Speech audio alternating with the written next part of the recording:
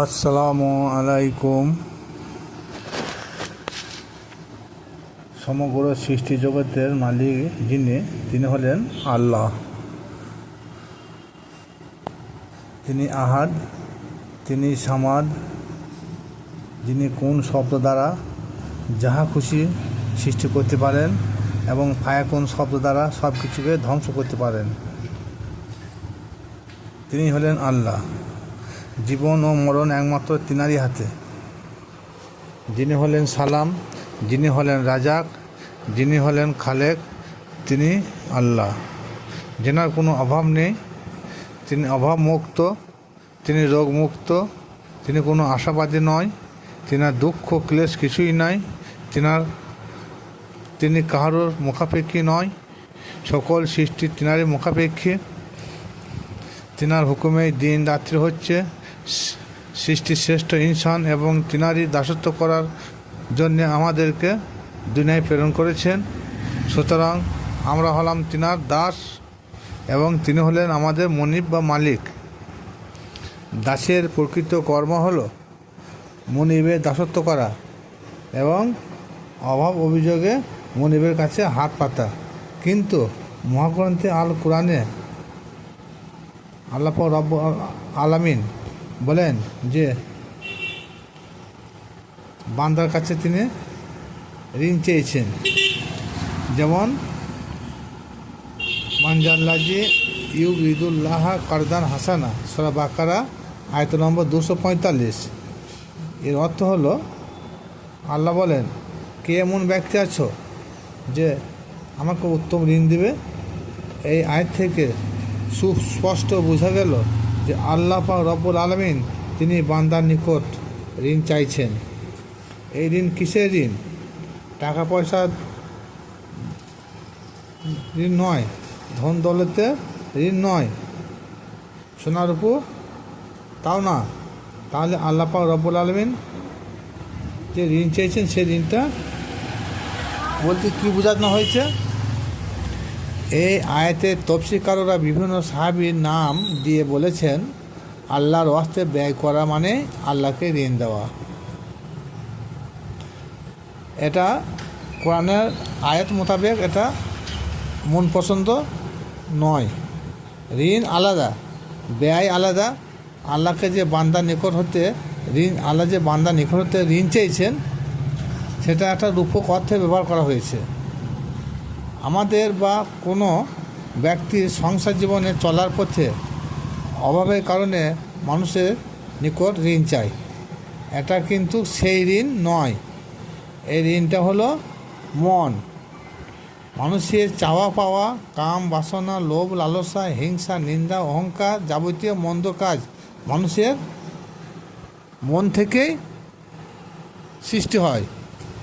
তার জন্যে আল্লাহ পাক রব্বুল আলামিন বলেন, তোমরা আমাকে উত্তম ঋণ দাও, আমি তাহা বহু গুণে বাড়িয়ে দেব। পার্থিব জগতে পরস্পর মধ্যে যে ঋণ নেওয়া দেওয়া হয়, তার মধ্যে বাড়তি মাসল লাগেন না।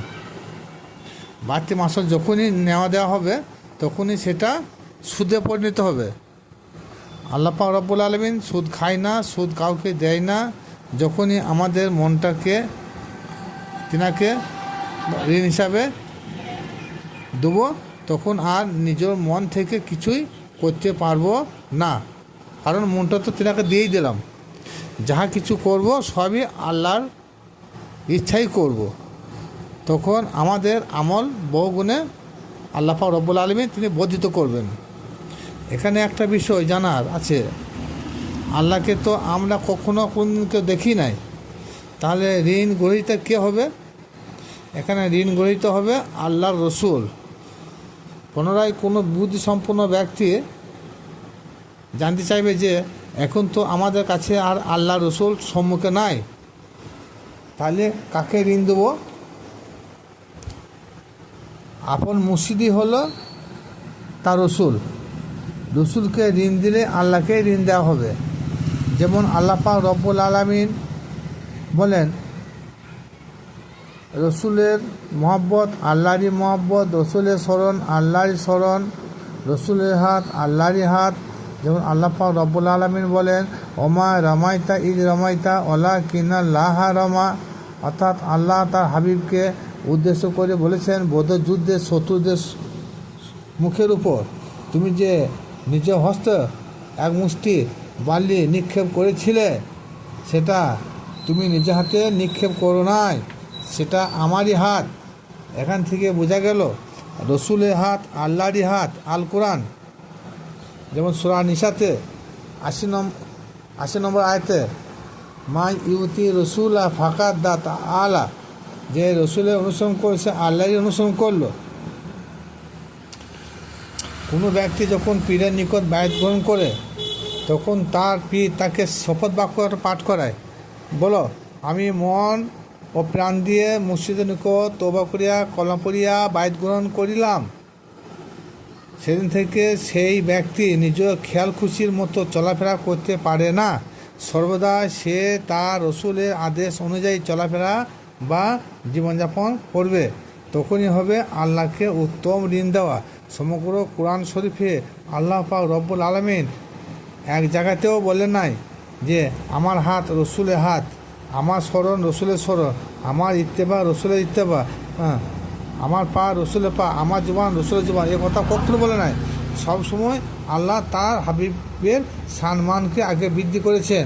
এমনকি স্বয়ং আল্লাহ তিনি আপন বন্ধুর প্রতি সর্বদাই দরুদ সালাম প্রেরণ করে থাকেন।